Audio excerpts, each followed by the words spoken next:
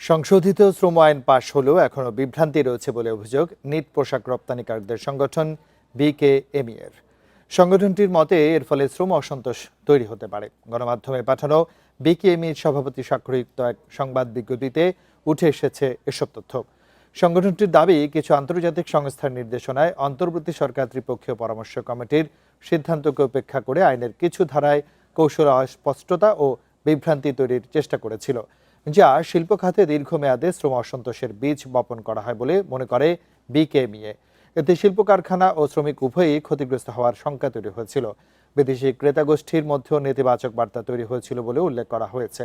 তাই যেসব বিভ্রান্তি পরবর্তীতে সংসদ আলোচনার মাধ্যমে সংশোধন করা প্রয়োজন বলে মনে করে বিকেএমইএ।